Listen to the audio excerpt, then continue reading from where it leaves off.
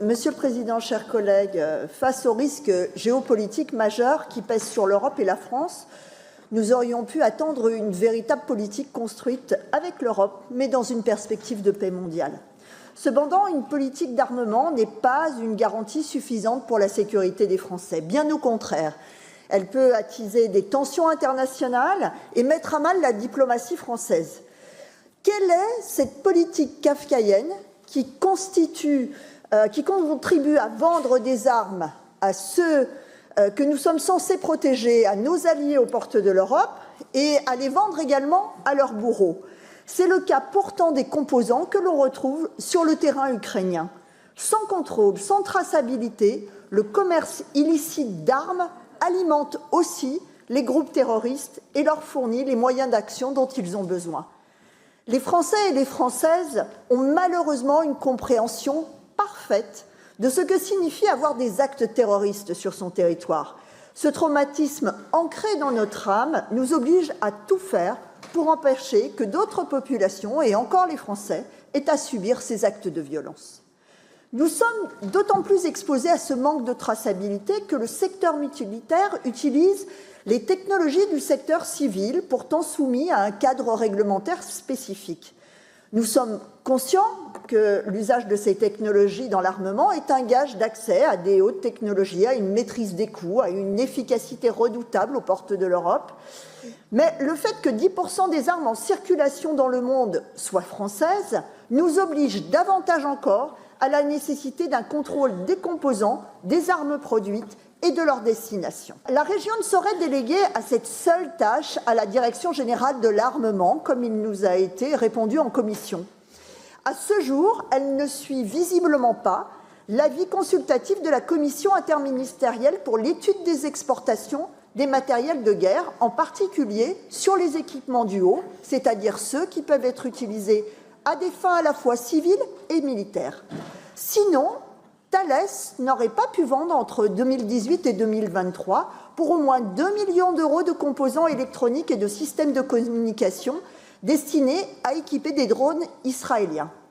Ce qu'il se passe actuellement en Ukraine et à Gaza fait l'objet de très nombreux signalements des ONG et des organisations internationales. Pourtant, quand il s'agit de l'économie de l'armement, il semble que rien ne peut jamais entraver la bonne exécution des marchés. Cela se fait notamment au détriment des civils qui le paient dans leur chair et trop souvent dans leur vie. Le respect que l'on doit à tout être humain et l'impérieuse nécessité que l'on a de protéger leur intégrité physique, qu'importe l'endroit où ils sont sur ce globe, nous oblige à des exigences fortes et inaltérables dans le domaine de l'armement. Le gouvernement français a l'obligation de respecter le traité sur le commerce des armes et de suspendre tout transfert quand ces armes ou ces biens pourraient servir à commettre des crimes de guerre, des crimes contre l'humanité ou un génocide. L'État ne remplit pas correctement son rôle en la matière et de notre côté, il faut que nous portions haut cette exigence afin que jamais notre collectivité, ses élus et ses agents ne soient mis en porte-à-faux sur ce sujet aux multiples conséquences éthiques et juridiques.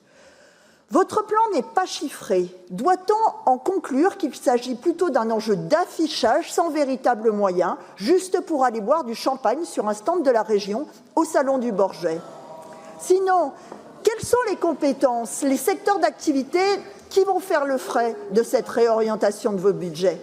À moins que vous n'annonciez une nouvelle saignée dans les services publics. Le jeu en vaut-il la chandelle, ce d'autant que les fleurons de l'industrie affichent des profits records. Thales, résultat net, 1,9 milliard d'euros, plus 7%, pourtant bénéficiaire d'une subvention régionale de 87 000 euros pour former ses salariés en novembre 2021. Dassault Aviation, résultat net, 1,06 milliard d'euros, plus 19%, pourtant bénéficiaire indirect d'une subvention de 636 000 euros au titre de la filière de fabrication additive. Le business de l'armement rapporte gros et non content de leurs résultats financiers mirobolants, les multinationales continuent de siphonner l'argent des contribuables. L'aide que vous allez accorder au tissu de sous-traitants de ces multinationales va contribuer au ruissellement par le haut, à continuer à serrer les prix chez les sous-traitants pour améliorer toujours plus les profits des multinationales. Quoi qu'il en soit, il y en aura pour tout le monde, rassurez-vous, les gros comme les petits. Nicomatic, soupçonné d'alimenter la connectique des entreprises d'armement israéliennes, a bénéficié de 189 000 € en juillet 2020 au titre des projets structurants pour la compétitivité.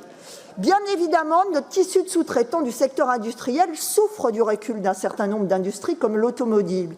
Mais n'aurait-il pas été plus prudent d'élargir les opportunités de diversification industrielle, par exemple au secteur des énergies renouvelables, que vous venez de mettre à terre avec vos amis de l'extrême droite à l'Assemblée nationale? Garantir la sécurité des Français, c'est aussi garantir la souveraineté énergétique. Si l'État, l'Europe attendent une nécessaire transition énergétique, vous passez ce silence ce sujet.